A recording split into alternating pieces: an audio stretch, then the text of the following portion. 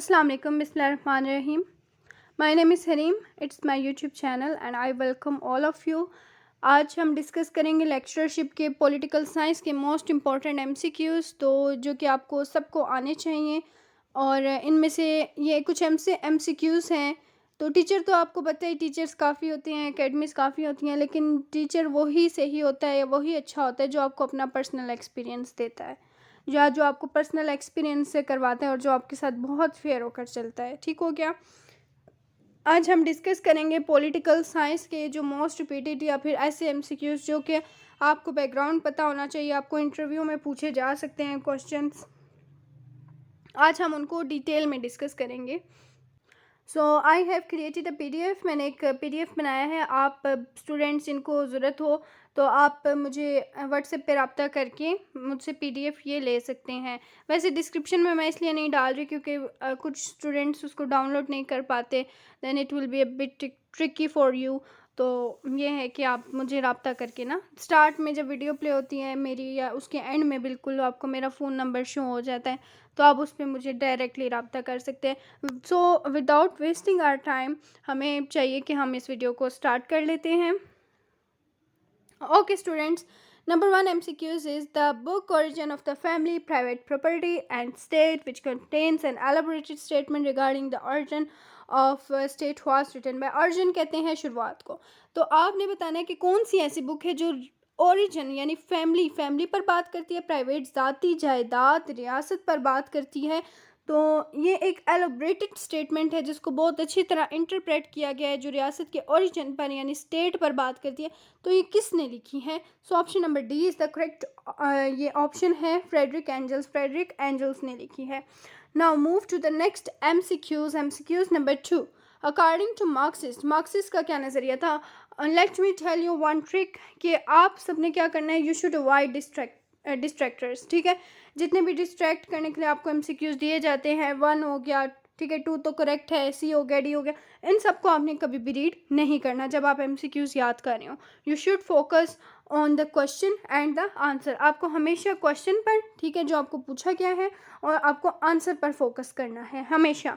उससे होता है कि जब आप फाइनल में बैठते हैं या फिर आपको आंसर शीट मिलती है, पहले तो आप खुद होते बहुत ज़्यादा कन्फ्यूज़ हैं, ठीक है, तो इस सिलसिले में फिर आप कुछ रॉन्ग आंसर लगा दें तो वो बहुत ही ज़्यादा एक बैड इम्पैक्ट डालता है। इसलिए ज़रूरी है कि आप स्टूडेंट्स को कुछ तो वैसे भी PPSC की तो वैसे भी नेगेटिव मार्किंग होती है, और ये MCQs ऐसे मोस्ट इंपॉर्टेंट MCQs हैं जो आपको हर तरह के एग्ज़ाम में PPSC, FPSC, NTS, PCS हर एक में ये आपको मदद देंगे, और CSS के जो कैंडिडेट्स हैं, एस्पिरेंट्स हैं। अब आपने क्या करना होता है कि आपने एक करेक्ट आंसर को आपने वो सर्कल दिया जाता है, आपने उसको फिल करना होता है। तो उसके लिए ज़रूरी है कि जब आपको पेपर सामने दिया जाता है, जब आपने डिस्ट्रैक्टर्स नहीं पढ़े होते, उन पर गौर नहीं किया होता, तो आप आसानी से उसको फिल कर लेते हैं। लेकिन जब आप डिस्ट्रैक्टर्स भी पढ़ते हैं, सारा पढ़ते, पेपर में फाइनल में जाते हैं, तो आप कंफ्यूज हो जाते हैं कि हम फ़लाँ सही है या फ़लाँ सही है, क्योंकि बाज़ दफ़ा आपका भी माइंड सही स्टडी पर फोकस नहीं हो रहा होता। तो फिर ये एक नॉर्मल सी, और ये ह्यूमन साइकोलॉजी है यानी ह्यूमन साइकी है, तो उस पर आप कह सकते हैं कि ये हर इंसान के साथ ही प्रॉब्लम होता है। एनीवेज टॉपिक की तरफ बढ़ते हैं। अकॉर्डिंग टू मार्क्सिस्ट क्या कहते हैं? Option number 20 the correct option, state is a class structure. रियासत जो है वो क्लास स्ट्रक्चर है। Next option is option number 3, which of the following statement can be attributed to the Marxist.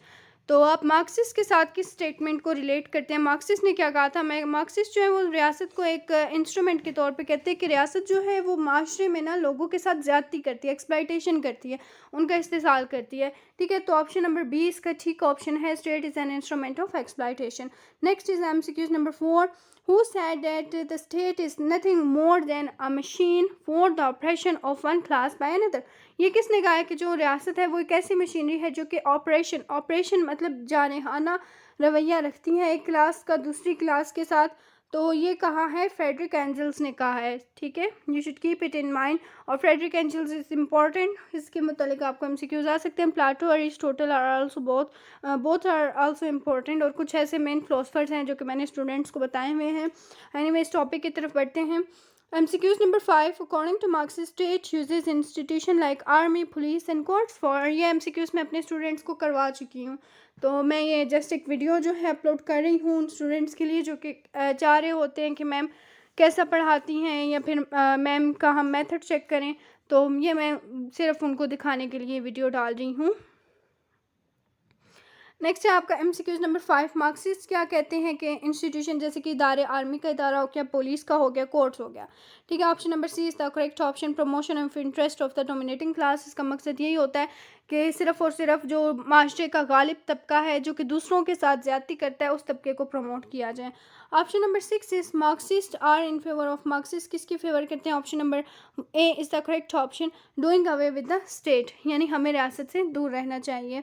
According to Marxist, the primitive society which existed before the creation of state worked on the principles। तो अब जैसे कि आपको पता है कि रियासत का भी ना एक पूरा, जब रियासत बनी थी उसका एक पूरा सिस्टम है। इंसान पहले जानवरों की तरह से रह रहा था, उसमें कोई प्रिंसिपल्स नहीं थे, उसमें कोई एथिक्स नहीं थी और without any kind of guidance, और जाहिर सी बात है उस वक्त कौन था कि उनको गाइड करता, तो बिल्कुल जानवरों की तरह। लेकिन जब एक इंसान ने देखा कि दूसरे इंसान की मदद करने से हम अपनी लाइफ को इजीली स्पेंड कर सकते हैं, अच्छे से हम यूटिलाइज़ कर सकते हैं अपने रिसोर्सेज को, तो फिर क्या होता है कि उससे फिर फैमिली बनती है, फैमिली से फिर सोसाइटी, सोसाइटी से फिर स्टेट, स्टेट को अप रन करने के लिए जाहिर सी बात है कि इंसान दूसरे इंसान को मार देता था, कत्ल कर देता था, तो फिर उस मशीन, एक ऐसी मशीनरी की ज़रूरत पड़ी जो कि सारे सिस्टम को रन करे, डेट वाज गवर्नमेंट, ठीक है। तो इन्होंने गवर्नमेंट को फॉर्म किया। Government is a machinery, is an executive body जो कि जितना भी सिस्टम होता है which leads the system of the state, ठीक है, जो कि रियासत का सिस्टम होता है उसको लीड करती है। सो इसके मुताबिक अगर देखा जाए, primitive society which existed before the creation of state worked on the principle, किस प्रिंसिपल पर बात करती थी? Survival of the fittest. तो जाहिर सी बात है कि आप आपस में कोऑपरेशन करके अच्छे से जब ज़िंदगी गुजार सकते हैं तो फिर ये इस किस्म का कंसेप्ट आपने हमेशा अपने माइंड में, एक स्टोरी जो है इसको अपने माइंड में पक्की आप बिठा लीजिए।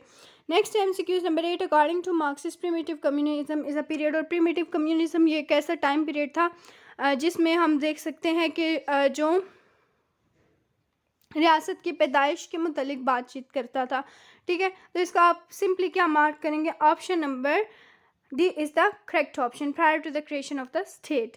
Next is the primitive MCQs number 9, primitive society which existed prior to the creation of the state according to Marxist was. तो ये एक जो सिस्टम था प्रिमिटिव सोसाइटी, ये एग्जिस्ट किया और इसकी क्रिएशन जो कि स्टेट की क्रिएशन से जिसका ताल्लुक है मार्क्सिस्ट ने जिस पर बातचीत की है, तो उन्होंने क्या कहा है, ठीक है, उन्होंने बिल्कुल एक ऐसी सोसाइटी की बात की है जो कि क्लासलेस है, ठीक है, जिसका किसी की रेस से, किसी की क्लास से कोई ताल्लुक नहीं है, क्योंकि वैसे भी डोमिनेटिंग जो पर्सनस होते हैं या डोमिनेटिंग ग्रुप्स होते हैं सोसाइटी के, उनको वैल्यू करते हैं, तो इसीलिए प्रिमिटिव सोसाइटी पे आप मार्क करेंगे। Next is MCQs number 10, the primitive society was regulated by, primitive society को कौन लीड करते हैं? कन्वेंशंस एंड कस्टम्स, ठीक है, यानी रवायात और रवाज। नेक्स्ट इज, अब ये आ जाते हैं थोड़े से हमारे प्लाटो और अरिस्टोटल के बारे में MCQs और सोक्रेट्स के हवाले से। So these are the most important philosophers. तो इनमें तो बस सिर्फ थोड़ा सा टच ही है, तो एक वीडियो में मैं जितना आपको कन्वे कर सकती हूँ, तो चलें फिर भी इनको डिस्कस करते हैं। Plato is the teacher of Aristotle and Socrates is the teacher of Plato. You have to keep it in mind, ठीक है, आपको इस चीज़ को माइंड में बिठा लेना है कि ये सीक्वेंस है क्या, what is the sequence. Number 1 is मतलब पहले नंबर पे Socrates, then Plato and then Aristotle.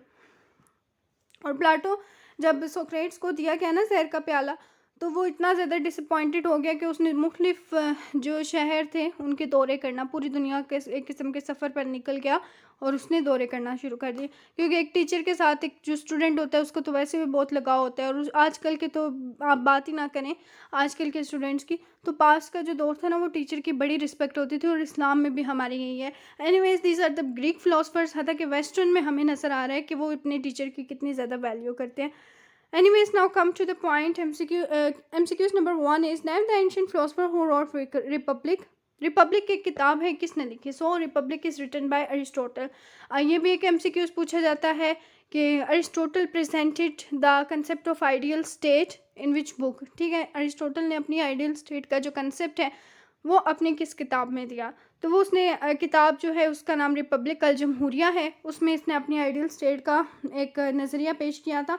और बड़ा ही रियलिटी में देखा जाए तो बड़ा बेतुका नज़रिया उसने पेश किया है, लेकिन उसको अगर वैसे ऑब्ज़र्व किया जाए उसकी सोसाइटी के लिए, उस टाइम पीरियड के लिए वो एप्लीकेबल था और उस टाइम के लिए ठीक था। आजकल के दौर के लिए हम उसको एप्लीकेबल नहीं कह सकते। MCQs number 2 is after years of travel and study, Plato founded the academy in Plato की एकेडमी जो उसने फाउंड की, ठीक है, जब उसने उसको इन्वेंट किया। What was the time period? It was about 387 BC means before Christ. और इनकी डेट ऑफ बर्थ उल्टी नहीं लिखी जाती। बिफोर क्राइस्ट वाले जितने भी फिलोसफर्स हैं, लाइक प्लाटो हो गया, सोक्रेट्स हो गया, अरिस्टोटल हो गया, तो स्टूडेंट्स कहते हैं मैम इनकी डेट ऑफ बर्थ उल्टी है। नो, रॉन्ग नहीं है, आपने भी ऐसे ही लिखना है, because it was a time period before the birth of Jesus Christ, ठीक है। उस वक्त हमारे जीसस क्राइस्ट जो हैं, जिन पर हमारा बिलीफ है, वो पैदा नहीं हुए थे, इसीलिए ये डेट ऑफ बर्थ जो है वो उल्टी लिखी जाती है। लेकिन उसके बाद AD का टाइम देखें, after the death of Jesus Christ, तो हम डेट ऑफ बर्थ जो है वो सीक्वेंस जो है फॉलो किया जाता है। जैसे कि कायद आज़म 1948 में उनकी डेथ हुई, ठीक है, और 1876 में उनकी पैदाइश हुई, ठीक है। तो एक सीक्वेंस है, 1876 में पैदा हुए, 1876 से 1948 तक रहे, 11 दिसंबर 1948 तक। एनीवेज, और ये भी आता होता है MCQs। चलें, आपका MCQs भी हो गया। Who is the mentor of Plato? Plato को सिखाने वाला मेंटर भी पूछा जा सकता है, मास्टर भी पूछा जा सकता है आपको, ठीक है। और ये भी पूछा जा सकता है कि टीचर, ठीक है। तो उसमें आपने यही बताना है कि ऑप्शन नंबर C, प्लाटो को का जो टीचर था या जिसको प्लाटो जिसको फॉलो करते थे, वो शख्सियत थी सोक्रेट सकरात। और जो उर्दू मीडियम वाले बच्चे हैं, अपना मास्टर्स उर्दू मीडियम में करते हैं, उनको आगे जब लेक्चरशिप के लिए अप्लाई करते हैं, वैसे तो पाकिस्तान में ये जो जॉब्स हैं इनका तो कोई हाल ही नहीं है। सिर्फ गवर्नमेंट जॉब एक ऐसा रास्ता रह गया, PPSC, FPSC, FIA, ये डिफरेंट जॉब्स जो आती हैं, आपको उनमें अप्लाई करते रहना चाहिए और उनके थ्रू ही आपको जॉब्स वगैरह मिल सकती हैं, और अच्छी जॉब्स। तो इसके लिए ज़रूरी है कि आप इंग्लिश में भी ग्रिप रखें, आपको इंग्लिश में भी पॉलिटिकल साइंस आनी चाहिए, ठीक है। तो आगे क्योंकि इंग्लिश में MCQs पूछे जाते हैं, वो ये नहीं देखते कि आपने इंग्लिश मीडियम पढ़ा है, उर्दू मीडियम पढ़ा है, वो ये नहीं देखते कि आपने एक स्पेसिफिक एरा पढ़ा है, वो आपको पॉलिटिकल साइंस में पूरा मास्टर्स कंसिडर करते हैं। जो आपने सब्जेक्ट पब्लिक एडमिनिस्ट्रेशन अगर नहीं भी पढ़ा तो वो कहेंगे आपको पब्लिक एडमिनिस्ट्रेशन भी आती है। उनको पूरा एक ऐसा फुल एंड फ्लेज पर्सन चाहिए जिसको सब कुछ आता हो, तो इसके लिए ज़रूरी है। Anyways, now come to the point. MCQs number 4, dash was a classical Greek philosopher, mathematician, writer of philosophical dialogues and founder of Academy in Athens, the first institution of higher learning in western world. और आपको एक और चीज़ बता दूँ, ये भी बहुत MCQs आता है। Plato belongs to which city? किस शहर से उसका ताल्लुक था? ही बिलोंग्स टू एथेंस, ठीक है। और उसकी academy, where was his academy? His academy was also in Athens. It was a city, और क्योंकि एक शहर था, किसका शहर था ये भी पूछ सकते हैं, ये यूनान का एक शहर था, ठीक है। नेक्स्ट है, अब इसमें आपको पूछा गया है कि कौन सा ऐसा ग्रीक फिलोसफर है, मैथमेटिशियन है, फिलोसफिकल जिसके डायलॉग्स हैं, तो वो शख्सियत कौन है? वो शख्सियत है प्लाटो। प्लाटो एक ऐसी शख्सियत है जो कि at the same time Greek philosopher भी था, मैथमेटिशियन भी था, फिलोसफिकल डायलॉग्स। और आपको ये भी पता होना चाहिए who presented the concept of philosopher king? Plato ने ये कंसेप्ट पेश किया था। और एक और चीज़ जो आपको बहुत इंपॉर्टेंट कन्वे करनी थी, वो मैं चलें आपको आगे कन्वे कर देती हूँ। Now come to the next point. Who was the teacher of Plato? Plato's teacher was Socrates. Next भी आपका यही रिपीट हो रहा है। Okay, who was the student of Plato? Aristotle was the student of Plato. और ये भी पूछा जा सकता है, who was the teacher of Alexander the Great? Alexander the Great, Sikandar Azam जिसे कहते हैं, तो उसको अरिस्टोटल ने पढ़ाया था। MCQs number 7. Along with his mentor Socrates, his student Aristotle helped to lay the foundation of Western philosophy and science. तो बाकी उसके मेंटर जो था, यानी अपने मेंटर्स में सोक्रेट और उसके स्टूडेंट्स और अरिस्टोटल जो थे, उन्होंने किस चीज़ को बिल्ड करने के लिए, मतलब कौन सी ऐसी शख्सियत थी, किसके साथ उन्होंने एक वेस्टर्न फ़लसफ़े की, यानी यूनानी फ़लसफ़े की बुनियाद रखी? तो साथ इनके प्लाटो भी शामिल था, ठीक है। प्लाटो, वो शख्सियत है Plato. MCQs number 8. Which student of Plato developed the system of concentric sphere that become the epicycle of the Ptolemaic astronomical system. Ptolemaic जो है ये सेकंड सेंचुरी का ना एक बहुत ही पायनियर किस्म की शख्सियत थी। तो उनका जो है ये इल्म फ़ल्कियात, एस्ट्रोनॉमिकल सिस्टम मीन्स इल्म फ़ल्कियात, ठीक है, उसके साथ ही सिस्टम। तो यानी प्लाटो का कौन सा ऐसा स्टूडेंट था जो इसमें बहुत ज़्यादा ब्राइट था और एबल था, and his name was option number D. आपको इनका नाम पता होना चाहिए, यूडोक्सिस, ठीक है, दैट वाज द पर्सन, ये वो पर्सन था, ठीक है, यानी प्लाटो का ये ब्राइट स्टूडेंट रह चुका है। ये भी यूडोक्सिस वाज बोर्न इन, यूडोक्सिस जो है ये कब जो है कहाँ पर पैदा हुए। Option number D is the correct option, स्नीडियस पेनिनसुला में ये पैदा हुए। और नेक्स्ट एमसीक्यूज़ है, आई थिंक आज एमसीक्यूज़ काफ़ी ज़्यादा हो गए हैं, ये लास्ट है। Who said dictatorship naturally arises out of democracy and most aggressive from the tyranny and slavery out of the most extreme liberty? So it is very easy MCQs and its concern is from Plato. तो ये थे MCQs आपके। तो students PPSC की तैयारी करनी है तो आपने ऐसे तैयारी करनी है पीपीएससी की, ठीक हो गया। तो आपकी तैयारी बिल्कुल ऐसी ही होनी चाहिए कि जिसमें आपको ना हर एक चीज़ अच्छे से आप कन्वे कर सकें, आप हर एक चीज़ आपको पता होनी चाहिए, हर एक चीज़ की डेप्थ में चले जाएं। अदरवाइज़ ये गाइड बुक्स तो बहुत मिलती हैं बाज़ार से, मार्केट से, कारवान हो गई, बाकी एचएसएम हो गए, ठीक है, और इसके साथ साथ डॉगर्स हो गए, लेकिन यकीन मानें इन सब में से तैयारी करके स्टूडेंट्स मेरे पास आए हुए हैं एंड दे डिडंट क्वालिफाइड, उन्होंने क्वालिफाई नहीं किया या इंटरव्यू में रह जाते हैं। तो ये सब these are all waste of time, waste of money, ठीक है। तो कोशिश करें कि उस पर नहीं बल्कि आपको हर एक चीज़ की गहराई में जाना है। बुक्स आपके किसी काम की नहीं है, इसके लिए आप खुद जो पढ़ा हुआ है आपकी अपनी नॉलेज, या फिर आप जो है पढ़ते हैं तो किसी ऐसे अच्छे टीचर के पास, या फिर आप मुझसे भी रब्ता कर सकते हैं। तो नंबर आपको वीडियो के स्टार्ट और एंड में शो हो जाएगा, तो जिसमें आप मुझसे भी रब्ता कर सकते हैं और प्रिपरेशन के लिए। तो इस तरह से, और बेहतरीन चीज़ ये है कि आपको किसी का अपना एक्सपीरियंस मिले और आप उससे तैयारी करें, और वो फिर आपकी सक्सेस जो है ना आपकी पॉसिबल हो सकती है 110%। बट ये जो जितनी भी बुक्स हैं, मैं दोबारा से आपको कहती हूँ कि ये बुक्स आप परचेज़ करके सिर्फ़ और सिर्फ अपना टाइम वेस्ट करते हैं। आपके पेपर का सिर्फ एक स्पेसिफिक पोर्शन उसमें कवर होता है और कुछ भी नहीं होता, ठीक है। जो एक्सपीरियंस होता है ना वो सबसे बड़ी चीज़ होती है। और कोशिश करें जो बाकी फेक अकेडमीज़ हैं उनसे अवॉइड किया करें। तो मेरा तो चलें काफ़ी सारे लोग मेरे साथ राब्ते में हैं, मेरा तो सबको पता है, मैं तो वैसे भी 4 मास्टर्स करवा रही हूँ, सीएसएस और स्पोकन इंग्लिश सारा कुछ। तो हार्डली मेरे पास इतना टाइम होता है कि आप में से काफ़ी सारे मुझे रब्ता कर रहे होते हैं इंडिविजुअली, तो इंडिविजुअली कि मैं सबको गाइड करूँ। तो मैंने इसीलिए क्लासेस अरेंज की हैं कि जिसने करना है तो वो क्लासेस में प्रिपेयर हो जाए, क्योंकि इतना कुछ मैनेज करती हूँ मैं, और अल्हम्दुलिल्लाह इतने अच्छी तरह से मेरी एकेडमी और बाकी जो इतनी ज़्यादा मुझे इज़्ज़त भी मिली है, इतना ज़्यादा मेरा मतलब नाम भी और सारा कुछ, तो ये सब आपकी बदौलत है। तो मैं इसमें अपने आप को नहीं बल्कि आपको एक क्रेडिट देती हूँ कि आप लोग इतना ज़्यादा मतलब आप सबकी तरफ से मुझे प्यार मिला है और रिस्पेक्ट मिली है, आई हाईली अप्रिशिएट। और सेकेंडली ये कि बस गुड विशेस आपके लिए बहुत ज़्यादा, दुआ में बहुत ज़्यादा याद रखिएगा। ओके देन, अल्लाह हाफिज़ and take care of yourself, good luck for your future.